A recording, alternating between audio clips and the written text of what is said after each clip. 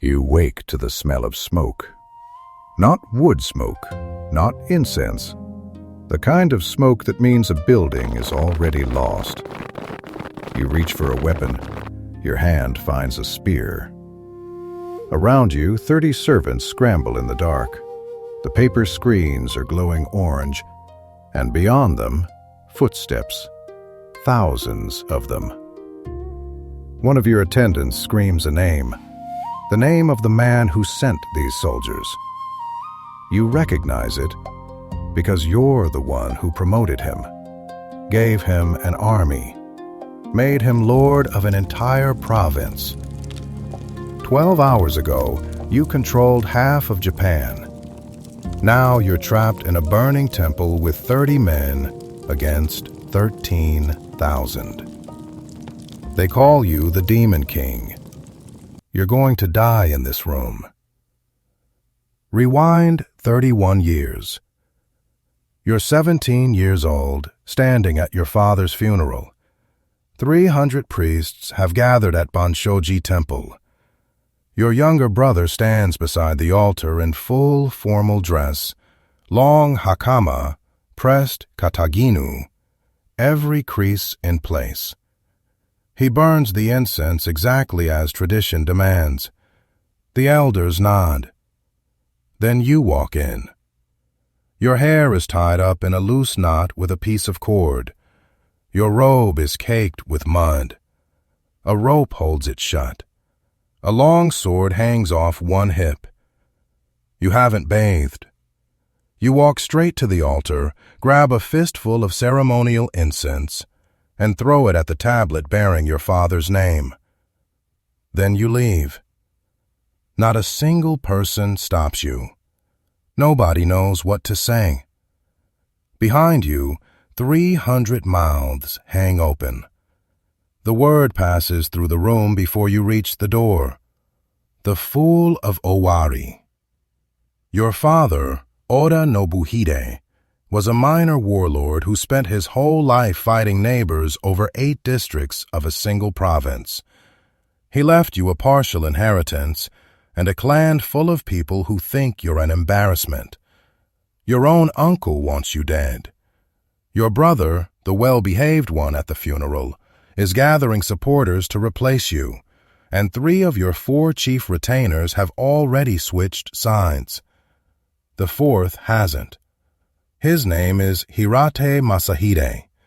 He's been your tutor since you were born.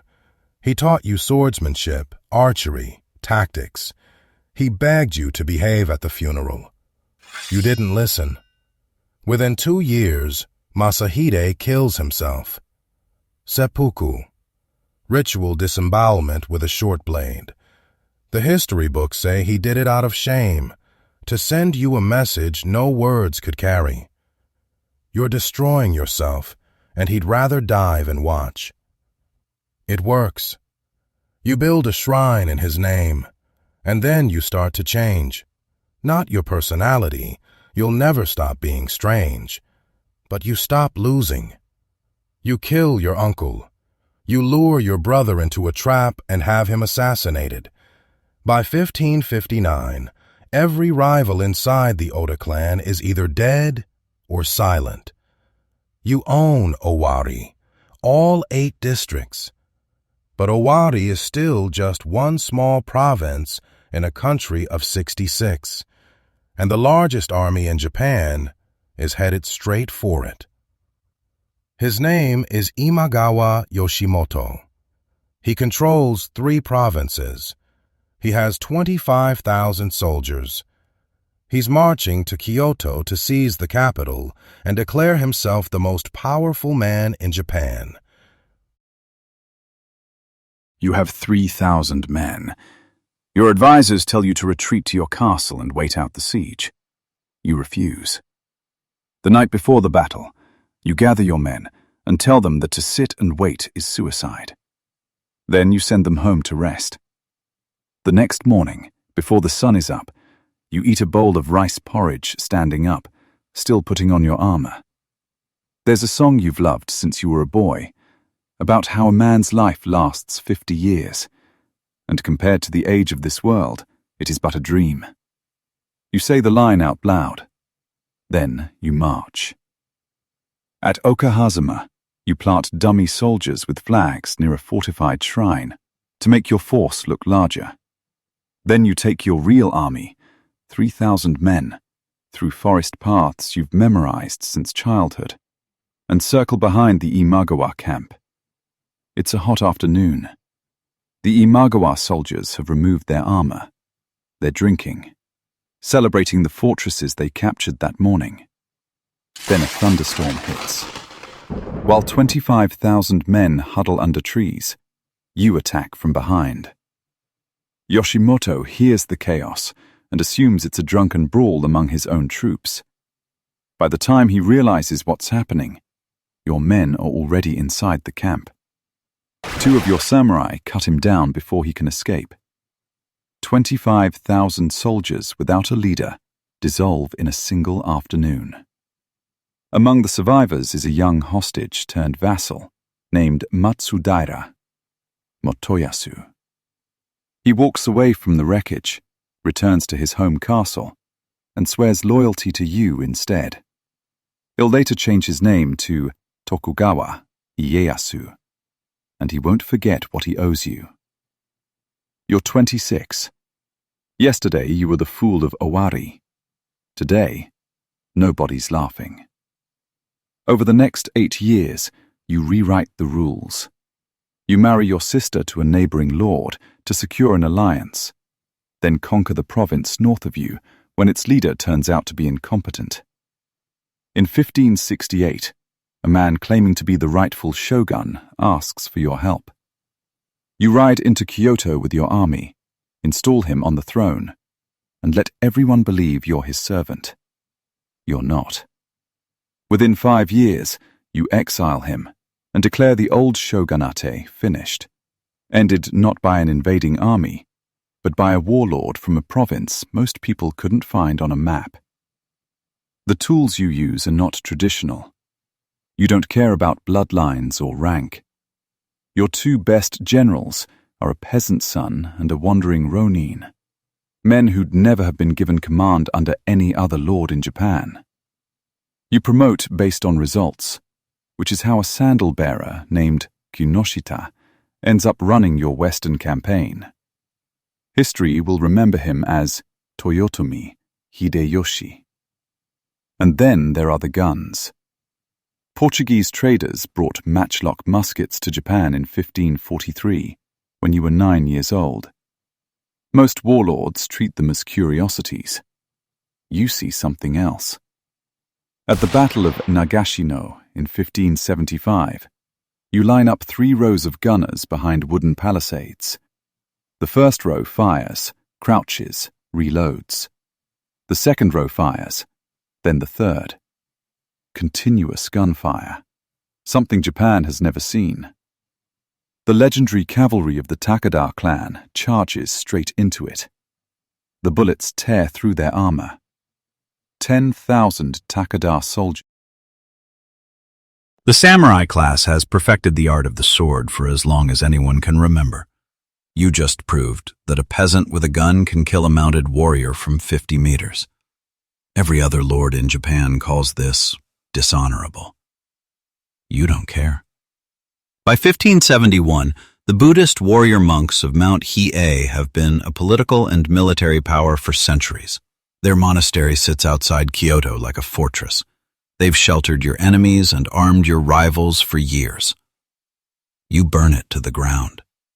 The buildings, the libraries, scrolls that took generations to collect. The monks who don't flee are killed. Thousands of them. The shock travels across Japan. Your rival, Takeda Shingen, a devout Buddhist, sends you a letter of condemnation. He signs it with a religious title, positioning himself as the protector of the faith. You write back. Your signature. Demon King of the Sixth Heaven, Nobunaga. It's a joke. Shingen calls himself a holy man, so you call yourself the Buddhist devil. But the name sticks, and you don't seem to mind. Your personal seal already reads, "Rule the empire by force." the Fool of Owari, the man who threw incense at his father's altar. He didn't disappear. By 1582, you control nearly half of Japan. You've built Azuchi Castle on the shore of Lake Biwa, the largest, most spectacular fortress the country has ever seen, painted floor to ceiling by the greatest artist of the age. You've abolished road tolls, standardized currency, opened trade routes. Inside your territory, the constant wars have stopped. Peasants farm, merchants sell. Not because you're kind, because everyone who might have challenged you is already gone. Your generals are spread across the country, finishing the conquest. Shibata Katsuie pushes north. Hideyoshi fights the Mori clan in the west. Your ally Tokugawa Ieyasu tours the countryside. One of your most trusted commanders, Akechi Mitsuhide, has just received orders to march west and reinforce Hideyoshi. Unification is months away, maybe weeks. The emperor has offered to make you shogun. You've declined, for now. On June 19th, you arrive in Kyoto and check into a temple called Honnoji. You have fewer than 100 guards with you. There's no reason to worry. Kyoto is your city. No serious enemy remains. We're back. Mitsuhide doesn't march west. He turns his army around. 13,000 soldiers. He tells them the destination has changed. When they reach the outskirts of Kyoto, just before dawn, he makes his announcement. The enemy is at Honnoji. You. He means you. Nobody knows why. Over 400 years, historians have proposed more than 50 theories. A personal grudge, a political conspiracy, orders from someone higher up. The truth is, we don't know. We'll probably never know. What we know is what happens next. You wake to the sound of gunfire and the smell of smoke. Your attendants rush in. You grab a spear and fight. Actually fight, pushing back the first wave at the temple entrance. An arrow hits you. You retreat inside. The building is on fire now. There is no way out. 13,000 men surround a burning building that holds fewer than 100. You tell your attendants to let the court ladies escape. Then you walk into one of the inner rooms, slide the door shut, and commit seppuku. Your body is never found. Mitsuhide searches the ashes. Nothing. He can't prove you're dead, which means he can't prove his rebellion was successful. 11 days later, Hideyoshi races back from the Western Front and destroys Mitsuhide's army at the Battle of Yamazaki. Mitsuhide is killed fleeing the battlefield, cut down by a farmer with a bamboo spear. His reign lasts 13 days. The Japanese have an idiom for this, Mika Tenka, a 3-day kingdom. Mitsuhide never finds what's left of you. At your funeral months later, Hideyoshi has a wooden statue carved to life-size and cremated in your place. Hideyoshi finishes what you started. He unites Japan by 1590. When he dies, the country passes to your old ally, Tokugawa Ieyasu, who builds a shogunate that lasts 265 years. Everything that follows sits on what you built. The Tokugawa peace, the isolationist centuries, the Japan that opens to the West in 1853. All of it traces back to a warlord with guns and peasant soldiers who was willing to burn whatever stood in the way. You were born the fool nobody respected. You died 48 years old, alone, in a burning temple, 2 days before your birthday. And every warlord who came after you had to use your playbook to finish the job. The Fool of Owari never left. He just set the world on fire.